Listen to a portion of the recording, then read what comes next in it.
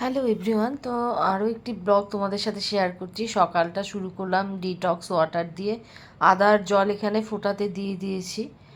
এবার এটা ছেঁকে নেব। ছেঁকে নিয়ে একটু ঠান্ডা হয়ে গেলে, একটু উষ্ণ যখন মানে গরমটা কেটে একটু উষ্ণ ভাব আসবে, তারপরে লেবু চিপে এই জলটা খাবো। রেগুলার সকালে আমার মনে হয় সবারই উচিত একটা ডিটক্স কিছু ড্রিঙ্কস পান করা, মানে ওয়াটার যে কোনো ইয়ে।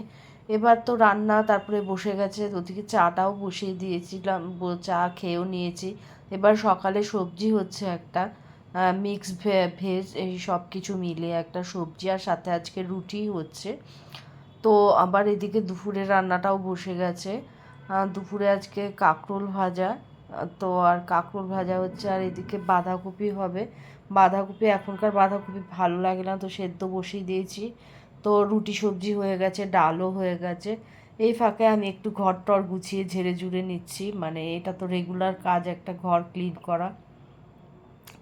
তো বাকি ঘর হয়ে গেছে, এরপর সবগুলো ঘর এক একে পরিষ্কার করে নিলাম।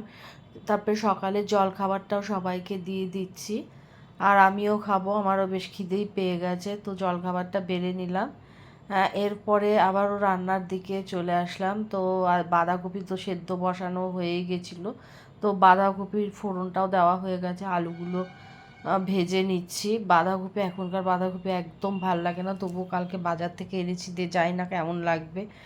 আর এই এখনকার বাঁধাকপি একটু ভাপিয়ে নিতেই হবে, নইলে একটা গন্ধ থাকে। তো চেষ্টা করব একটু ভালো করে করার, জানি না কেমন লাগবে, এই জন্য আমি একটু নারকেল দিয়ে করছি। এটা আমার কাছে একটু মানে একটু নতুনত্ব রেসিপি মনে হলো, যে নারকেল দিয়ে বাঁধাকপি। জানি না কেউ তোমরা খাও কি না, বাট আমার এটা আজকে নিজের থেকে এটা মনে হলো, এবং নারকেল যে কোনো নিরামিষ রেসিপিতে ভালো যায়, ভালো লাগে। তো আজকেও সেই নারকেল দিয়ে আমি করছি। তো মশলাটা দিয়ে দিলাম, মশলাটা কষে যাচ্ছে, মানে বাঁধাকপির যে আলু, মশলা, নারকেল টারকেল সব মিলে এতে আলুটা সেদ্ধ হবে। আর বাঁধাকপিটা তো মোটামুটি সেদ্ধ করাই আছে, তো এটা কষে গেলে ওটা সেদ্ধ হতে কিন্তু অতটা সময় লাগবে না। নারকেল দিয়ে বাঁধাকপিটা আশা করি আজকে দুপুরের জন্য বেশ ভালোই হবে। তো তোমরাও কখনো করেছো বা খাও কি না আমাকে কমেন্টে অবশ্যই জানাবে। আমি তো আগে কখনো খাইনি, এই ফার্স্ট টাইমই আমি করছি। তো সেদ্ধ হয়ে গেছে, আর এদিকে উচ্ছে সেদ্ধ দিয়ে ভাত হবে। তো চাটনি হলো, এটা আমরা আর আমের চাটনি। তো এই মশলাটা কিন্তু কষে গেছে, এবার বাঁধাকপিটা দিয়ে দেব। বাকি যে মশলাগুলো অ্যাড করতে হলো সেগুলো তো করতেই হবে, আর সেদ্ধ করা বাঁধাকপিটাও দিয়ে দিলে এটা হতে কিন্তু আর বেশিক্ষণ সময় লাগবে না। তো হয়ে গেল, এরপরে ঘি গরম মশলা দিয়ে এটা নামিয়ে নেব।